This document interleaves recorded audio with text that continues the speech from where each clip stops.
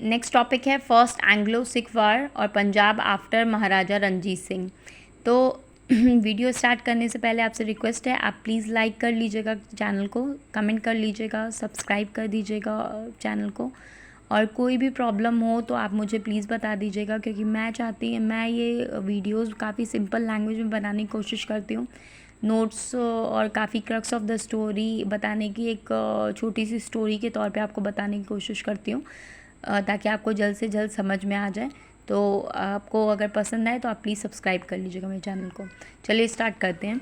रंजीत सिंह की जो डेथ हुई थी वो जून 1839 तक हुई थी। रंजीत सिंह की डेथ जून 1839 को हुई थी। उसके बाद कई सारे राजा चेंज हुए, खड़क सिंह, नवनिहाल सिंह, चंद कौर और शेर सिंह। फिर लास्ट में जो 4.5 साल तक चेंजेस ही होते रहे। उसके बाद लास्ट में दलीप सिंह जो थे उन्होंने रूल किया सितंबर 1843, और ये उस टाइम करीबन वही 5 साल के थे जब उन्होंने रूल करना स्टार्ट किया। अब इसमें देखते हैं फर्स्ट एंग्लो सिख वॉर क्या था। 1839 में महाराजा रंजीत सिंह की डेथ हो गई। 1845 में ब्रिटिश ईस्ट इंडिया कंपनी ने अपने ट्रूप्स बढ़ाना स्टार्ट कर दिए सतलज बॉर्डर पे। ठीक है, सतलज बॉर्डर पे उसने ट्रूप्स स्टार्ट कर दिए बढ़ाने। तो लाहौर किंगडम में भाई इस चीज़ की हलचल मच गई कि भाई क्यों वो ट्रूप्स बढ़ा रहा है, British east India company Sutlej river के उस पार क्यों इतने ट्रूप्स बढ़ा रहा है, क्यों अपनी आर्मी बढ़ा रहा है। तो ये चेक करने के लिए सिख आर्मी ने क्रॉस कर दिया गलती से सतलज रिवर 11 दिसंबर 1845 में। तो सिख आर्मी ने जब क्रॉस किया सतलज रिवर तो तो ब्रिटिश ईस्ट इंडिया कंपनी ने इसको ट्रीटी ऑफ अमृतसर 1809 में जो साइन हुई थी उसे ब्रीच उसका माना। उसके बाद फिर क्या हुआ, इसके बाद एक ब्रिटिश ईस्ट इंडिया कंपनी को एक बहाना मिल गया कि वार स्टार्ट करने का पंजाब के अगेंस्ट। वो पहले वो क्योंकि उसको एक बहाना ही चाहिए था, क्योंकि उसे ऑलरेडी पता था कि रंजीत सिंह के बाद अब कोई वहाँ पे काबिल या ताकतवर वहाँ पे राजा अभी नहीं है। तो लाहौर किंगडम के अगेंस्ट वॉर स्टार्ट किया पंजाब के अगेंस्ट। तो लाहौर किंगडम के पास उस वक्त 50,000 आर्मी सोल्जर्स थे और ब्रिटिश ईस्ट इंडिया कंपनी के पास सिर्फ 20 से 30,000 आर्मी थे। मगर इनके जो लीडर थे लाहौर किंगडम के आर्मी के जो लीडर्स थे वो तेजा सिंह और लाल सिंह थे। वो एक कैपेबल लीडर्स नहीं थे लाहौर आर्मी में, और वो कहीं ना कहीं ब्रिटिश ईस्ट इंडिया कंपनी से मिले भी हुए थे। तो दिसंबर 1845 में जब फर्स्ट एंग्लो सिख वार स्टार्ट हुआ तो ये कब तक चला, ये स्टार्ट हुआ था 1845 में और ये एंड हुआ मार्च 1846 में एंड हुआ है ये। और इसमें ब्रिटिश ईस्ट इंडिया कंपनी ने लाहौर को डिफीट कर दिया था। फिर एक ट्रीटी साइन हुई, ट्रीटी ऑफ लाहौर 1846, जिसमें लाहौर किंगडम और ब्रिटिश ईस्ट इंडिया कंपनी के बीच में ट्रीटी साइन हुई। ब्रिटिश ईस्ट इंडिया कंपनी ने इसमें क्या क्या मांगा था। ब्रिटिश ईस्ट इंडिया कंपनी ने कहा कि ठीक है, वो जो दलजीत सिंह है उसे हम लोग राजा मानने को तैयार हैं लाहौर किंगडम का। ब्रिटिश ईस्ट इंडिया कंपनी ने ये भी कहा कि आपकी जो 50,000 आर्मी है वो आप कम करिए और उसके बदले में आप हमारे आर्मी के बंदे रख लीजिए।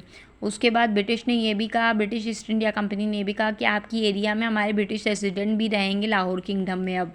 उसके बाद ये ब्रिटिश ईस्ट इंडिया कंपनी तो हर में करती थी, जब वो वार करती थी तो जब वो हरा देते थे सामने वाले से उस वार के खर्चे भी मांगती थी, युद्ध के खर्चे भी मांगती थी, जिसे वार इंडेमनिटी भी कहते थे। तो इस बार ब्रिटिश ईस्ट इंडिया कंपनी ने लाहौर किंगडम से 1 करोड़ की डिमांड की, बट लाहौर गवर्नमेंट के पास तो इतना पैसा था नहीं ब्रिटिश ईस्ट इंडिया कंपनी को देने के लिए। तो इसके लिए ब्रिटिश ईस्ट इंडिया कंपनी ने जम्मू एंड कश्मीर जो रंजीत सिंह ने कैप्चर किया था 1834 में, उसे जम्मू एंड कश्मीर को गुलाब सिंह को 75 लाख में बेचा गया।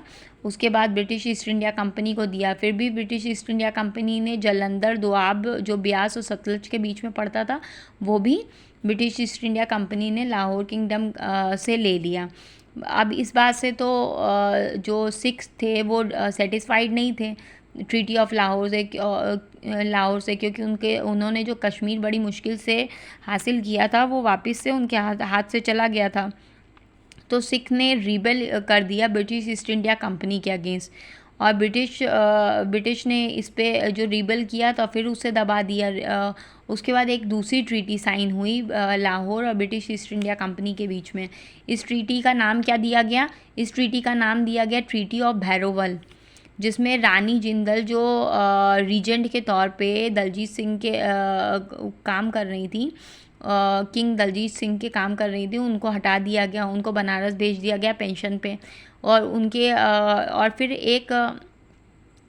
फिर एक रीजेंसी काउंसिल तैयार की गई। अब इस रीजेंसी काउंसिल के हेड कौन, मतलब लीड कौन कर रहे थे? हेनरी लॉरेंस कर रहे थे रीजेंसी काउंसिल को। और इसमें क्या किया? 8 सिख लीडर रखे गए। अब 8 सिख लीडर जो रखे गए वो रीजेंसी काउंसिल को एक्ट कर रहे थे। एक तरीके से ये ब्रिटिश के अंडर ही आ गया था, हेनरी लॉरेंस के अंडर ही आ गया था। इसके बाद क्या हुआ कि इस ट्रीटी के बाद क्या हुआ? ब्रिटिश रेजिडेंट जो थे वो अब रियल रूलर बन गए थे पंजाब के, और दलजीत सिंह तो एज अ पपेट के तौर पे काम कर रहे थे।